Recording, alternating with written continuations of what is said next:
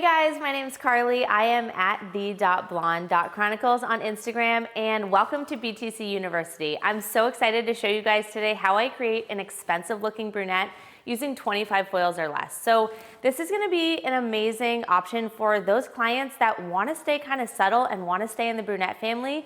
And when you kind of start to get carried away with your foiling pattern, I want you to go back to this process that I'm gonna show you in this application, and it's gonna keep things very simple. So let's jump in. Here's my beautiful model. This is Madison. Just the cutest little thing ever. So what we're gonna do today is, like I said, just give her a little bit of a subtle brunette. This is gonna be super low maintenance for her. She's not gonna have to come in and maintenance this a ton. So I wanna add a couple pops of brightness, but still keep her in the brunette family.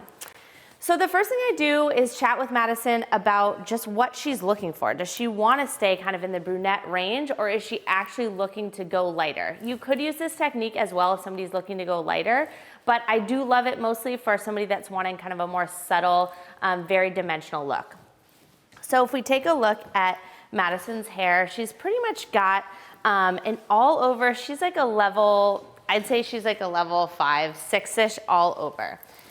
She's pretty much got a one length haircut, which also dictates what I'm gonna do on her as far as foiling goes. If somebody's got a ton of layers and a lot of this underneath stuff is exposed, you really wanna be mindful of that so that you can foil it in such a way that you do cover a bunch of that underneath stuff and you don't just end up with brightness up here and darkness down here. We want the other way around. We want the lightest pieces to be down here, and we're still gonna keep her base remaining as the natural color that it is. So my plan today with Madison is to give her a very subtle money piece. She does have kind of shorter, like almost maybe grown out kind of straight across bangs, curtain-ish bangs, so I'll brighten those up a little bit. And then keep her the brightest around her face. Throughout the rest of her hair and internally, I'm gonna focus on leaving a lot of dimension. My approach to all hair is efficiency and not over foiling. Not necessarily because I want to rush through the next client and I want to get people out the door. It's honestly because I think as hairstylists, we overcomplicate things and we just tend to get completely carried away with our foiling, and there's not really a need for it. So I'm going to break down each foil that I do, why I'm doing it, and how you can use this on your clients in the salon. So let's jump in. The first thing I'm gonna do is mix up Wella Blondor with 10 volume, and I'm gonna mix that in a 1 to 1.5 ratio. So I am picking Wella Blondor. I use a lot of lighteners when I am lightening someone's hair. For a look like this, I am looking to leave some warmth in her hair when I'm lightening it. I always say the biggest mistake that people make when they are lightening hair and wanting to stay in the warmer like brunette family is that they lift it past like a level 7 or 8. At that point, the hair is just basically, then you have to go back when you're toning, you have to fill with something warm, and it's just a mess. If you leave warmth in the hair while you're lightening, your job will be so much easier. So I'm gonna start with 20 grams of Wella Blondor, and then I'm going to mix 30 grams of 10 volume. So I'm starting with 10 volume because, once again, I don't wanna lift her to like a 9. That's not my goal. My goal here is to lift her to like a level 7, 8, something super warm, so that I can just, when I'm glossing her, I can use something that will just take the edge off. It won't I won't need to add in all this warmth, or I won't need to cool it down a ton. So my goal is to lift her to around a level 7, 8. So that's why I am starting with Wella Blondor, which is kind of a gentler lightener at a 10 volume. I think it'll be perfect. The other thing I want to do first is I want to prep her hair with K18. I don't know if you guys have used K18, but it's my absolute favorite for prepping the hair before a lightening service. So what I'm going to do is dampen her hair first, just with a spray bottle. Just get it a tiny bit damp. I don't want it drenched. I don't want it like soaking wet or anything. So I've dampened her hair with water for the K18. And after I dampen the hair with water, I'm gonna go in and spray the like prep spray, the Professional Molecular Repair Hair Mist on the hair. Let me get her hair a little bit more damp here. K18 is you know, it often gets put in the same category as Olaplex and other bond builders. It kind of works on a different part of the hair. So if you haven't used it, I urge you to use it. It's amazing. So I've dampened her hair. Now I'm gonna go in underneath and I'm just gonna give a few sprays of this K18 spray, and then I'm gonna let that sit for 4 minutes, and then I'm gonna start coloring her hair. Okay, so I'm gonna start in the front of Madison's hair. I love to start in the front of hair when I'm coloring it because to me, it's the place that makes the most impact. Without a doubt, this is what the clients see right when they look in the mirror. This is the first thing that they're gonna notice. So I like to start in the front. I like to make sure that lifts exactly as high as I want it to. I'll take out the foil if it lifts before everything else is done, no problem. But I also like to game plan my color and approach color with, you know, when I'm very energetic in the beginning of the appointment and I have all the time in the world and I'm not stressed, I'm going in the impact areas that make the most difference. And those areas to me are around the face and kind of right over the part and the ends. Basically the things that clients see right when they look in the mirror. So let's jump in and start on her money piece right up here in the front. Okay, so I always like to, I like to start right above the ear.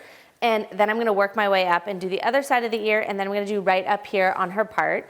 Logistically, I just think that above the ear is the easiest place to start because once the foils are in there, I can let them set down and go work above them as opposed to starting here. Then I kind of have to lift these up to get to this underneath section, which makes it a little bit tougher. So I am just going to take a small section here right along her hairline, and everything that I do today is gonna be backcombed. So I like backcombing for lived-in looks just because you already start out with a softened line of demarcation when you backcomb the hair. So my section here is pretty small, pretty see-through. You can kind of see that there's not a ton of hair in there. I want this section right along the face to just be super soft and blended. So I'm gonna start and I am going to weave my section here.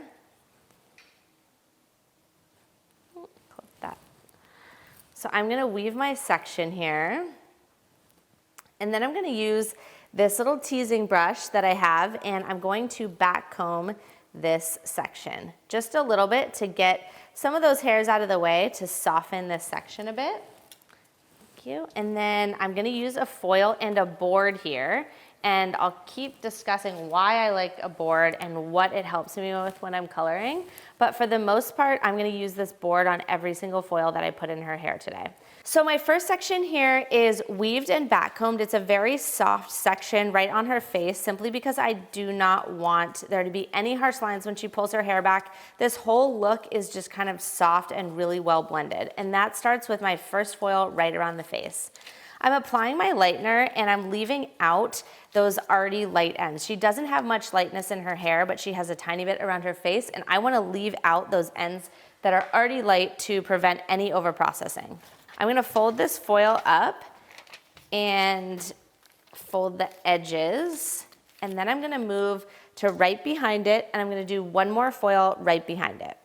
So I'm gonna do the same thing here, and I'm gonna weave and backcomb my section. So you could definitely, if you, a lot of this is personal preference for weaving and backcombing. If you want a bolder look right around their face, leave it as a slice and maybe backcomb just for softness. I personally like to weave and backcomb because like I said, it just makes my job easier, right? Like when I'm rinsing her and then I need to gloss and root melt, if there's already a softened line of demarcation, I don't have to work as hard with my root melts. So I prefer both weaving and backcombing, but if you're looking to make this a much bolder look, potentially just slice and backcomb instead of weave and backcomb. Okay, so same thing here. I'm leaving out those ends that are already a little bit golden, and I'm just making sure I have tons of saturation. I'm also bringing my lightener up all the way to the edge of the foil here, whereas the rest of the foils on the head, I'm probably going to leave them, start the lightener a little bit further down.